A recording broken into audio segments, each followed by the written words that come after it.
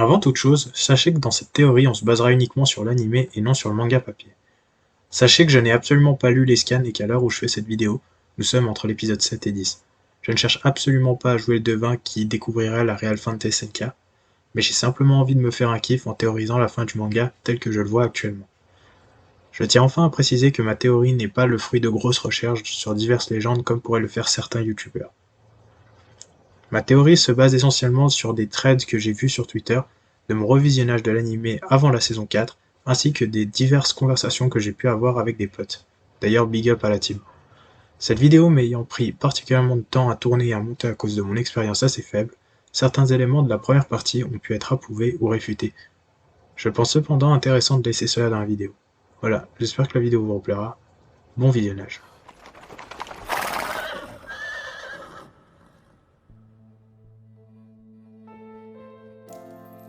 Revenons à la fin de la saison 3. Le bataillon découvre enfin qu'il existe un monde extérieur. Si on peut voir une certaine euphorie chez la majorité des personnes du bataillon, ce n'est pas le cas pour Eren. En effet, Eren connaît déjà la vérité sur ce monde de par les différents souvenirs acquis par son titan. Alors Eren a deux choix. Le premier choix est d'ignorer tout ce qu'il sait et partir se venger à tout prix. Quand on connaît le personnage, ça peut nous sembler logique.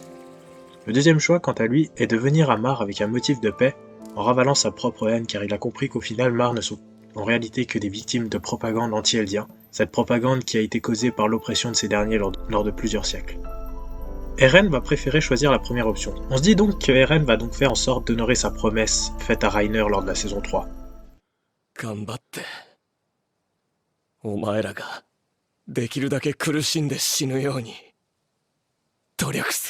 Eren a donc choisi la voie de la vengeance. Néanmoins, il existe un petit hic dans tout ça.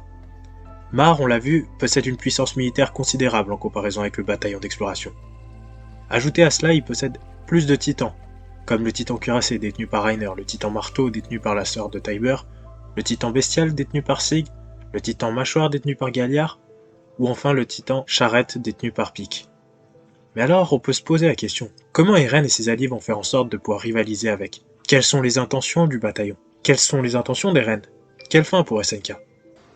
Dans cette vidéo, on séparera la théorie en plusieurs parties. La première partie étant la préparation de la guerre. La partie 2, elle, va se concentrer sur les intentions du bataillon. Ensuite, on enchaînera avec la troisième partie qui seront les intentions des frères Jaeger. Enfin, on terminera par la quatrième et dernière partie qui sera la quête de la liberté d'Eren et le rôle prépondérant de Falco. Mais avant toute chose, commençons par la première partie qui est la préparation de la guerre.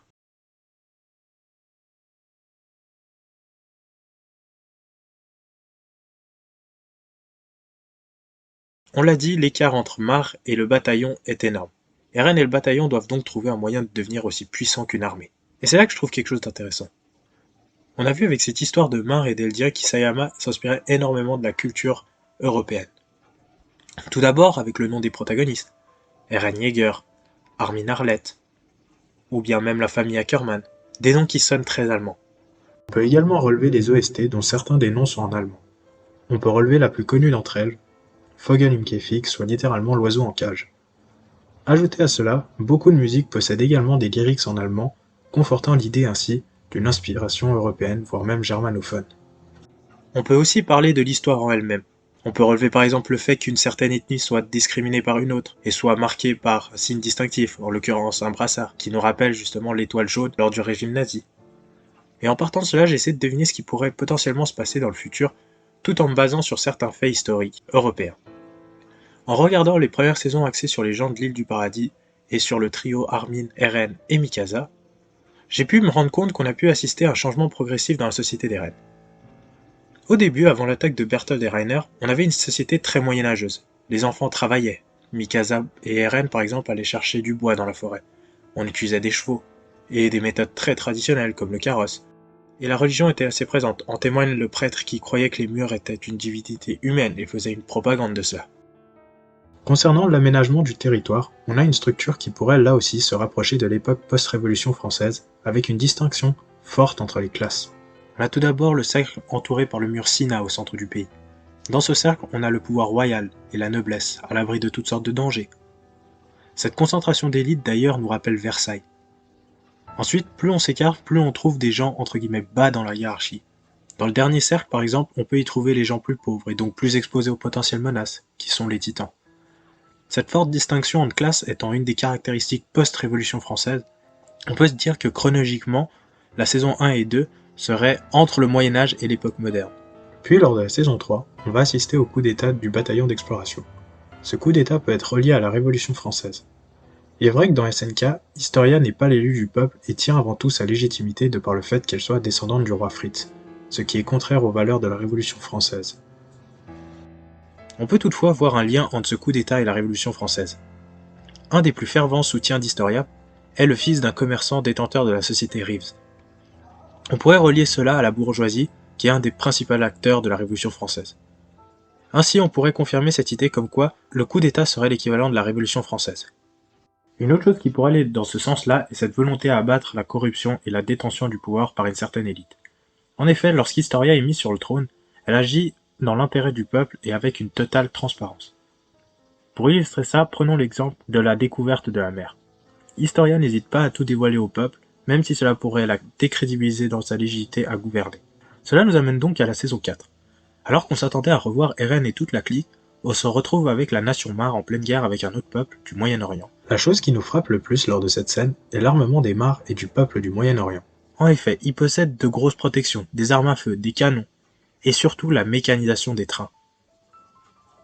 À ce moment-là, on comprend donc que Mar et le Moyen-Orient sont technologiquement bien plus en avance que l'île du Paradis. Pourtant, quelques épisodes plus tard, lors de l'attaque du bataillon d'exploration, on voit un changement total des personnages, que ce soit physiquement ou psychologiquement. On ne se retrouve plus avec un bataillon possédant comme seul équipement une épée, une cape et une lanterne, mais bien avec une sorte d'armée avec des protections anti-pare-balles, avec des lumières et des armes à feu. Le bataillon est donc paré pour rivaliser avec les Mar. Revenons à la guerre entre Mar et le Moyen-Orient. Plusieurs éléments nous montrent vers quelles années on se trouve. Tout d'abord, comme j'ai déjà évoqué précédemment, il y a les technologies. Mais ce qui nous aide le plus à contextualiser cette saison 4, c'est les tranchées, qui est une véritable caractéristique première de la Première Guerre mondiale. Ainsi, sur l'échelle de l'histoire, on se trouverait vers le début du XXe siècle, peut-être dans les années 30. Mais alors, comment se fait-il qu'Isayama ait oublié un fait aussi marquant pour l'histoire européenne que la révolution industrielle? Et c'est ici que commence ma théorie. Je pense donc que durant cette ellipse entre la saison 3 et 4, il y a eu une forte industrialisation de la part des habitants de l'île du Paradis. Cette industrialisation est même plus ou moins teasée par Hanzi lors de la fin de la saison 3, avec les nouveaux missiles faits sur mesure. Néanmoins, il existe un problème. Comment rattraper un retard aussi important sur un peuple que le bataillon ne connaissait même pas de base, ni même ne savait placer sur une carte alors qu'ils viennent à peine de découvrir ce qu'était qu'une mer? Je pense donc que les gens du paradis ont dû recevoir de l'aide de l'extérieur. Si au début je pensais une aide venue d'Annie, toujours dans son cristal mais bel et bien en vie, au final on a vu que la taupe c'était Sig et ses fanatiques comme Yelena. Il serait logique donc de penser que Sig a permis le développement industriel. Mais je ne pense pas que Sig soit seul. En effet, même s'il peut transmettre le savoir au peuple du paradis, il manque parfois les produits qui peuvent permettre le développement. Je pense donc qu'il y a au moins un peuple allié avec le paradis. Je pense notamment à cette dame évoquée lors du début de la saison 4, qui a sauvé le camarade de Falco, et qui semble avoir été bien plus mise en avant que les autres. Ce pays qui serait donc officiellement allié avec les Mar pourrait en réalité être allié aux gens du paradis, ce qui pourrait nous offrir un espèce de plot twist. N'oublions pas que cette dame pourrait être infiltrée chez les Mar, comme l'étaient des gens comme Jean ou Eren. Ma théorie se basant essentiellement sur des faits historiques, n'oublions pas que les trahisons font grandement partie des guerres. On peut notamment citer les Italiens qui ont changé de camp durant les guerres mondiales. Pour résumer cette partie, Isayama, nous l'avons vu, s'inspire beaucoup de l'histoire et plus particulièrement l'histoire européenne. On a pu le voir notamment avec des caractéristiques qui ressemblent au Moyen-Âge, l'époque moderne représentée par la monarchie absolue, les tranchées de la Première Guerre mondiale, ou la discrimination d'un certain peuple qui est relié à la Deuxième Guerre mondiale. Pourtant, la révolution industrielle n'est même pas évoquée, et représente pourtant un énorme fait marquant pour l'histoire européenne. Et compte tenu de la différence entre Mar et Eldien, il me semble logique que cette révolution va se dérouler durant l'ellipse. Cette révolution va être amenée par Sig et ses alliés, mais aussi potentiellement par un pays extérieur.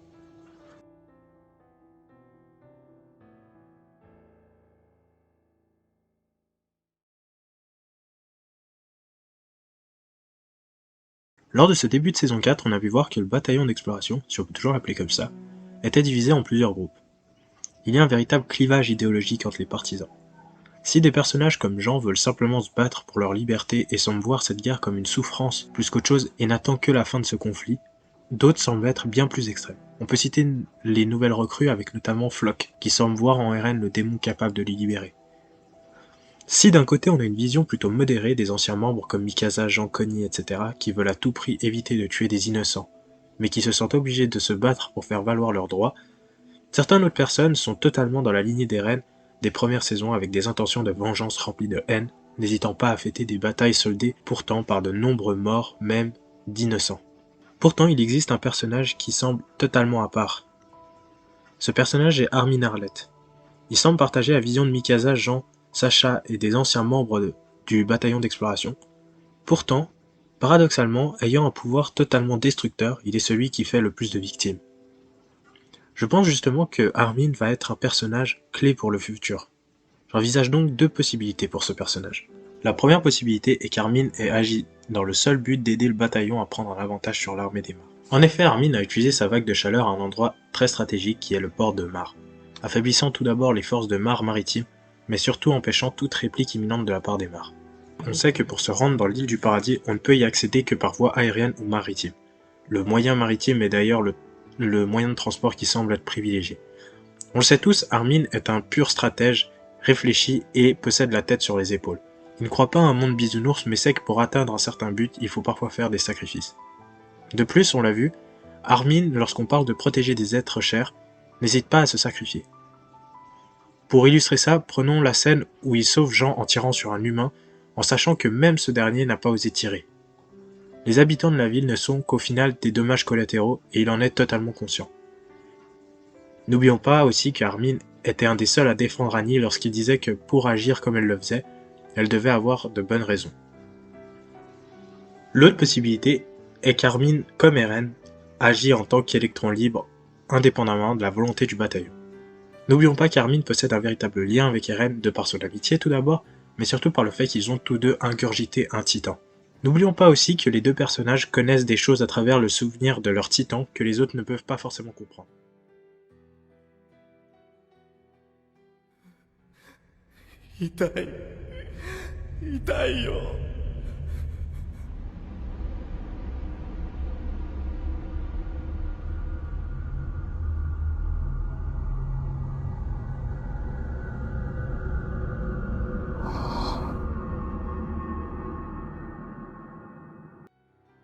On voit par exemple à la fin de la saison 3 que lorsqu'Eren a ces moments où il se met à agir bizarrement, seul Armin se met à regarder Eren comme s'il comprenait dans le fond ce que pouvait ressentir Eren.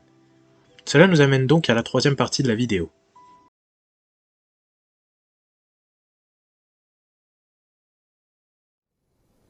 お前がエレン・イエガーか。ダメだ。こいつだけでも。全然親父と似てないな。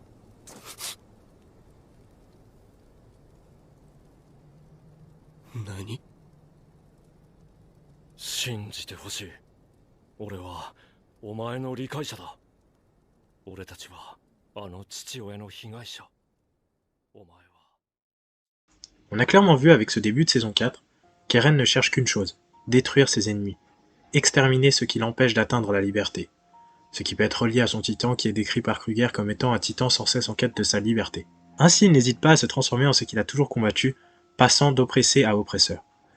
Les premières lignes du premier opening, Sind Sie das Essen, nein wir sind die Jäger, soit en français sommes-nous des proies, non nous sommes les chasseurs, prennent ainsi tout leur sens.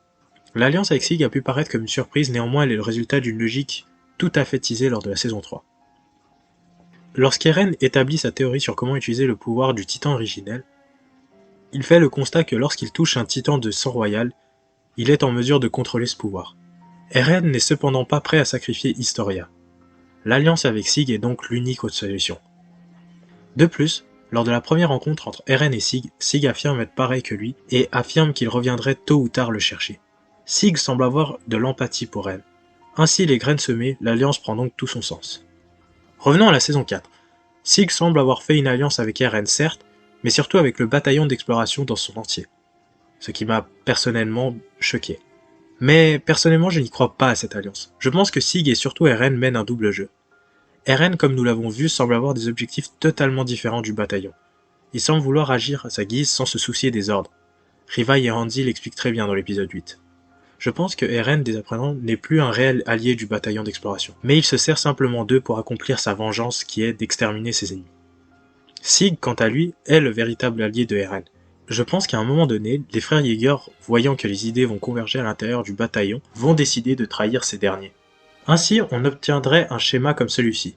D'un côté l'armée Mar, d'un autre l'armée du paradis, et enfin les deux frères avec le pouvoir du titan originel. Pour moi, il n'y a aucun doute qu'Eren et Sig vont faire appel à ce pouvoir et vont y semer la terreur dans le monde, vont diffuser toute leur haine, massacrer des millions de personnes, des villages de tout pays, que ça soit Mar ou Eldir. Les technologies vont forcément s'améliorer de leur côté et on aura une guerre totale, de nombreuses personnes vont mourir. Je pense que Sacha d'ailleurs n'est qu'une sorte d'avant-goût de ce qui nous attend lors de cette guerre. Parmi les potentiels morts, je vois tout d'abord Hanzi. Hanzi, sa mort n'aurait sûrement pas un énorme impact sur nous téléspectateurs, qu'un Mikasa ou qu'un Rivai par exemple, mais sa fonction de chef de bataillon est primordiale. Je pense qu'Armin est le digne héritier d'Erwin et il ne peut devenir chef et donc prouver sa valeur au bataillon tant que Hanzi est toujours en vie. Ce qui explique pourquoi, selon moi, Hanzi va prochainement mourir. Je pense également à d'autres potentielles morts marquantes du côté des personnages du paradis, notamment Rivai, afin de nous rappeler qu'importe la force d'un personnage, on a tous un destin commun qui est la mort et qu'une guerre sans mort n'existe pas. Et c'est là que je pense que le rôle d'Armin va prendre tout son sens. Armin, à cause de son lien très fort avec Eren, va vouloir stopper la folie de son ami. Eren et Sig s'aimeraient un chaos tel que les Eldiens ou Mar n'auraient plus aucun intérêt à se battre. On s'approcherait d'une fin totalement apocalyptique où n'augmenterait que les morts et le désespoir. C'est dans ce climat-là qu'on s'approchera de la fin.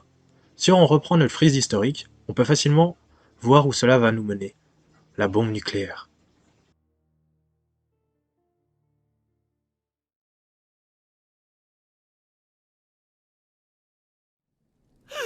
人類を救うのは俺でも団長でもないアルミンだそうだろミカサ Nous voilà dans cette dernière partie de cette théorie, avec la quatrième partie qui est la quête de la liberté d'Eren et le rôle de Falco. Falco est le premier personnage sur lequel on se focalise dans la saison 4, bien plus que sa coéquipière Gabi ou bien même que d'autres persos comme Reiner, Sig ou Pieck.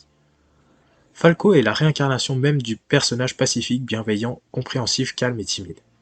Eren d'ailleurs l'exprime bien lors de la rencontre avec Reiner. Il a conscience que même dans les mares il y a son lot de pourriture et de bonnes personnes. Revenons à la lettre maintenant. Si au premier abord on peut se dire qu'Eren a utilisé Falco comme un simple instrument afin qu'il puisse contacter ses alliés, on pourrait y voir une autre volonté explicite. Et si finalement Eren, par l'intermédiaire de cette action, ne ferait pas en sorte de montrer à Falco que la vie n'est pas toute rose, que les gens peuvent être manipulateurs et pas forcément dotés de si bonnes intentions que lui. Vous me direz, mais quel intérêt de faire cela? Eren, en réalité, aurait voulu faire d'Armin le sauveur de ce monde. Mais lorsqu'ils ont vaincu Berthold, Armin est mort et n'a été ressuscité que pour une courte durée de 13 années. Insuffisant donc pour bâtir un monde où les Eldiens seraient libres. Lorsqu'Eren arrivera en menaçant non pas Mar, mais bien le monde entier, il faudra bien qu'il y ait une alliance entre toutes les nations pour se battre face à cet ennemi commun. Une personne alors peut diriger cette future grande armée. L'homme le plus puissant sur Terre après Eren, Armin Arleth et son titan colossal. On aurait alors d'un côté Eren et Sig, avec le pouvoir de contrôler tous les titans, et de l'autre Armin, qui gérera les titans comme Reiner, Pieck, Porco ou Annie, dont je vois bien un retour, ou des éléments forts comme Jean, Connie ou bien même les Ackerman. Et alors que la bataille battrait son plein, les titans colossaux étant imbattables, je pense que la seule option pour stopper le carnage sera d'abattre Eren. Mais alors comment vaincre Eren? Et c'est là que je pense que Armin mettra au point un plan suicidaire afin de stopper Eren. Pour arriver à ce plan, je vois une sorte d'hécatombe de morts. Connie, Jean pour commencer, puis les titans primordiaux, et enfin nos deux Ackerman. Armin alors arriverait à proximité d'Eren grâce à de nombreux sacrifices. Il est vrai d'ailleurs qu'il y a déjà eu de petites ressemblances entre bombe nucléaire et transformation du titan colossal, mais jamais une bombe de la même ampleur que celle qui a été utilisée par les humains dans le passé. Et si finalement ce n'était pas le pouvoir ultime qu'utiliserait Armin pour vaincre Eren et sa folie? On aurait alors le droit à une fin émouvante avec un discours d'Armin. Et si finalement la liberté tant recherchée dans ce monde cruel par Eren ne serait pas la mort? On aurait ainsi une jolie métaphore entre l'oiseau de la liberté tant présent dans l'œuvre et les âmes d'Eren et ses amis s'envolant vers les cieux. Vient ensuite le personnage de Falco. Falco sera celui qui permettra de bâtir un futur meilleur.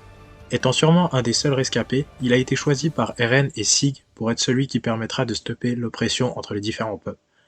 Je pense que dès lors que la bombe nucléaire explosera, on aura une sorte d'ellipse et on verra Falco, un des uniques survivants de cette bombe nucléaire, quelques années plus tard à la tête d'un gouvernement du style l'ONU, où le monde sera plus ou moins en paix. Eren et tous les titans étant morts, ces derniers se retrouveraient à nouveau dans des corps de nouveaux Eldiens. Et on pourrait voir en la réincarnation du titan assaillant tous les souvenirs d'Eren. On comprendrait alors qu'Eren était prêt à se sacrifier lui et tous ses amis pour arriver à un monde sans oppression. On comprendrait alors tout le désarroi et la tristesse qu'il a dû endurer, le déchirement provoqué par la mort de ses compagnons, mourant un par un, et enfin le soulagement lorsqu'il voyait la mort arriver.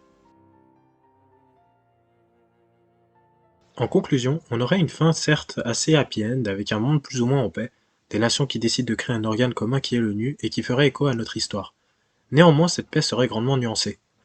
En effet, pour arriver à cette paix, on comprendrait tous les sacrifices qu'Eren a dû faire, toute sa tristesse accumulée, ainsi que son incapacité à sauver tous ses amis. On aurait alors une morale qui irait bien avec le déroulé de l'histoire, qui est qu'on vit dans un monde cruel et que pour arriver à un objectif, il faut parfois être prêt à sacrifier des choses énormes. Pour arriver à sauver Historia et son peuple et arriver à cette prospérité, Eren a dû sacrifier tous les combattants, même les personnes qui comptaient le plus pour lui. Voilà, j'espère que cette vidéo vous aura plu. Il est vrai que la fin peut sembler peu développée, néanmoins j'ai essayé de faire en sorte de théoriser une fin avec le maximum d'informations qu'on a déjà, tout en gardant une certaine cohérence. J'espère que cette première vidéo vous aura plu, n'hésitez pas à réagir en commentaire si vous n'êtes pas d'accord avec certains points de ma théorie ou si vous avez d'autres éléments pour la développer. Je vous prie d'être respectueux dans les commentaires et si vous avez des tips pour s'améliorer, je suis totalement ouvert. Merci d'avoir regardé cette vidéo et à la prochaine. Ciao ciao.